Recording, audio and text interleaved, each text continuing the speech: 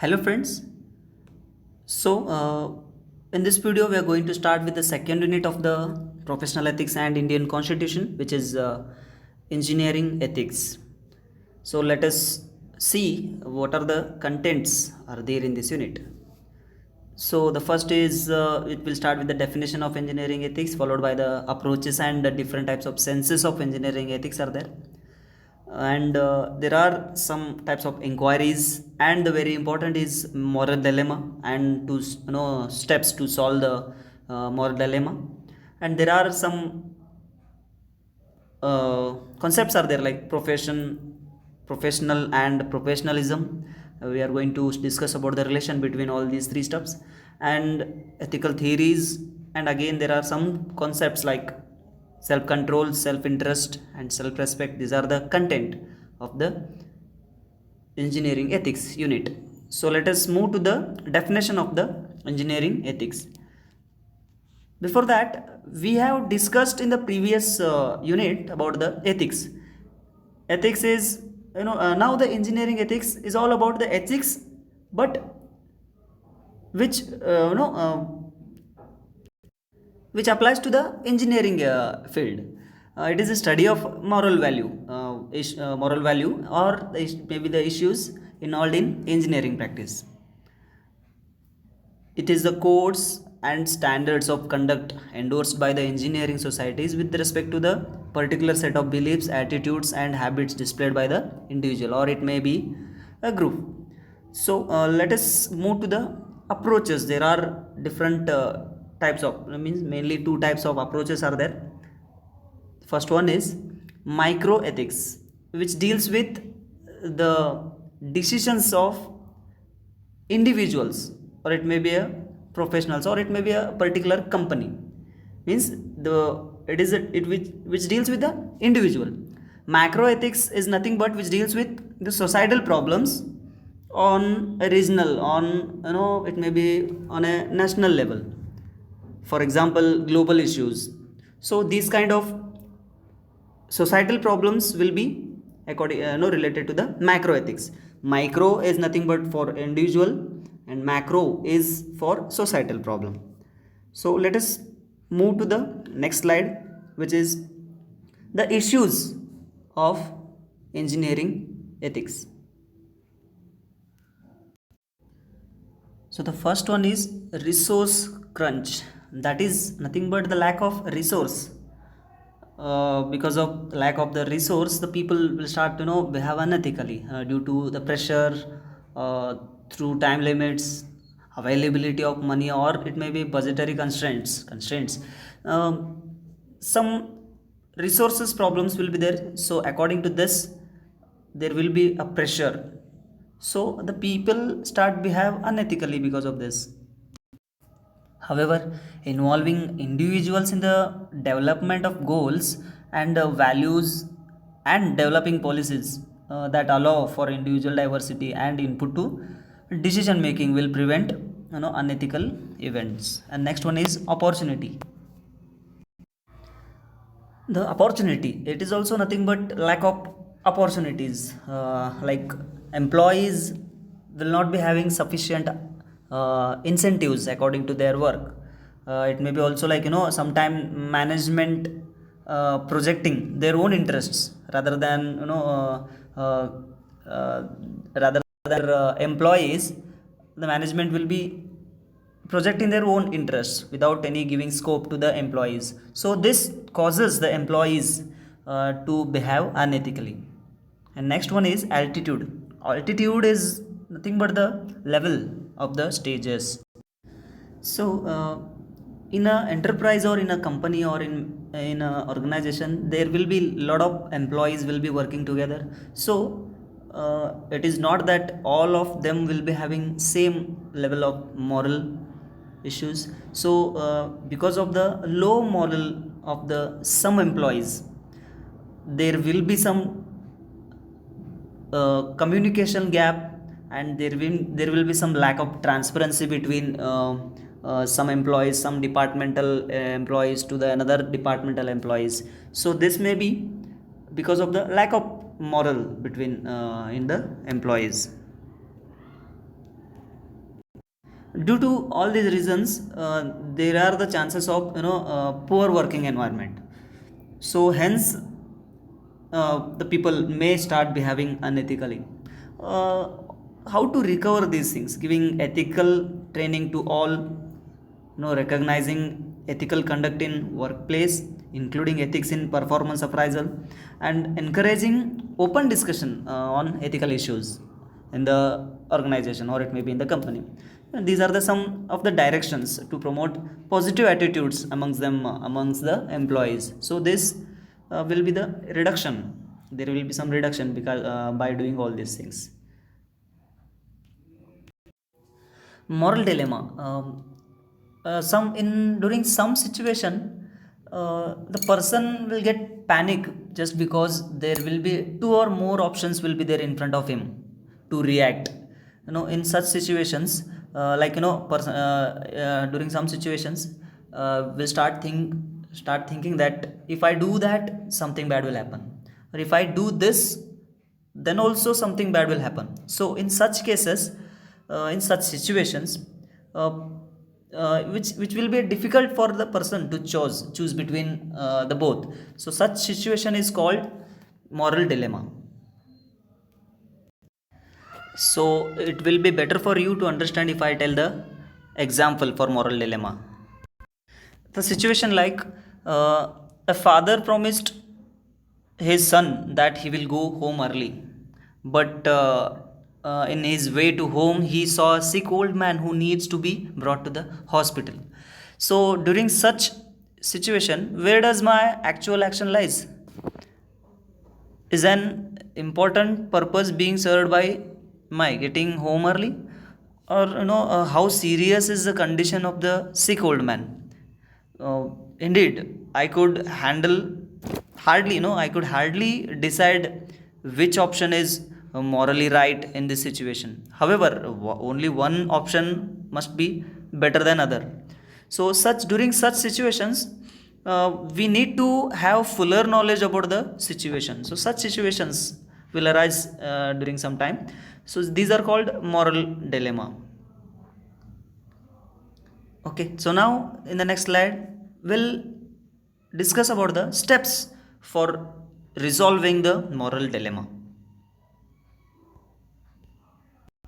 So whenever such kind of situation arises, the person need to identify the moral factors and reasons. First, we have to identify the reasons for the situations, and then we have to collect all the information, or it may be data or the facts relevant to the situations.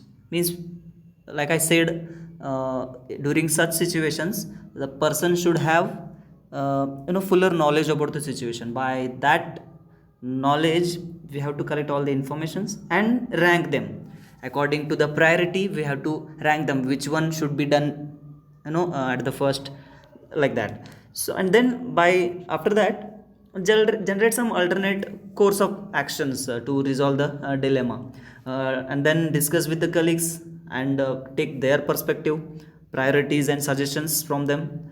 And then after discussing, we have to finalize and decide the final course of action based on priority fixed or assumed. And then that solution, we strive at a partially satisfactory solution. We have to take the decision, we have to solve the situation. So this is very important steps of solving the moral dilemma. In the next slide, we'll move towards the concepts like professional and professionalism. Okay, so the first one is profession. As we all know, when we say profession, a person, it is defined as uh, any occupation of the person or a person's job, which requires advanced expertise, and also it requires self regulation also, and concerted service to the public good. uh, this is profession. If a person's job define his profession, it brings high status, socially, and it may be economically also. And now professional relates to a person or any work that person does on profession. So the person is having some profession. If the person is expert in his particular profession, then he'll be called as professional. Okay. Next one is professionalism. It is a status of a professional which implies certain attitudes and typical qualities that are expected from a professional. So according to McIntyre, professionalism is defined as the service related to the achieving the public good, in addition to the uh, practices of the knowledge, moral ideals. Okay, so now we'll discuss about the main few characters of the professionals. First one is extensive training. It is nothing but entry into the profession which requires an extensive period of training of intellectual and character. Means he should have some training. The theoretically base is obtained through formal education. It may be usually in an academic institution. It may be a bachelor degree from any colleges or any university. Next one is the knowledge and skill. It is very necessary for the well-being of the society. Knowledge of the physician protects us from disease and restore health. Like that, the profession must have knowledge and skills in his particular field. So monopoly in the sense, the there will be a licensing system for those who want to enter into the profession. If practicing without license, they are liable to pay penalties like that. So everybody, whenever you get training, you'll be having certification. So that is what monopoly. Autonomy in workplace means the professionals will be having considerable freedom in choosing their clients or the patient. Even the professionals working in large organization exercise a large degree of impartiality, creativity, and discretion in carrying their responsibilities. Okay, so the fifth one, ethical standards. For any kind of professionals, he must have some ethical standards.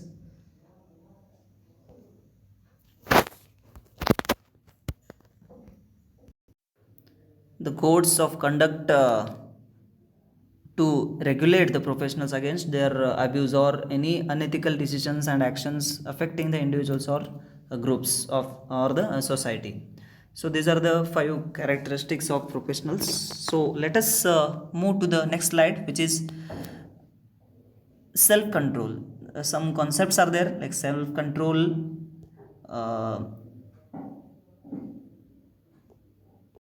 Okay, so let us move to the self control.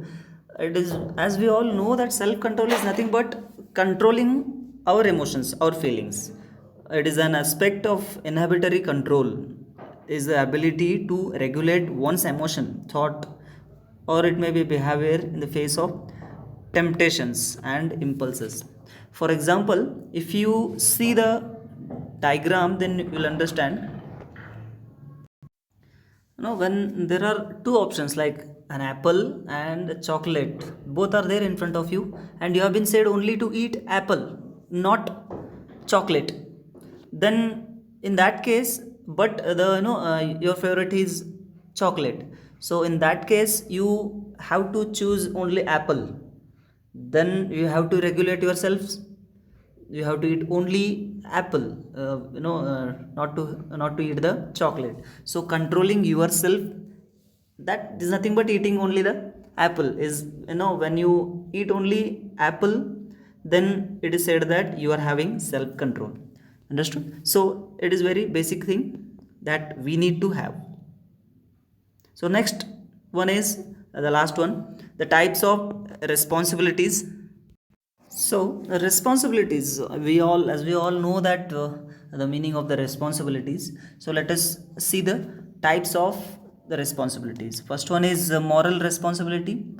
It is as applied to a professional. A professional must be responsible morally. in creating internal good or good outcomes, he must follow the moral things, eliminating unintended side effects from engineering and it may be technology. Okay, so the moral responsibilities, having some moral things. Now next is casual responsibility.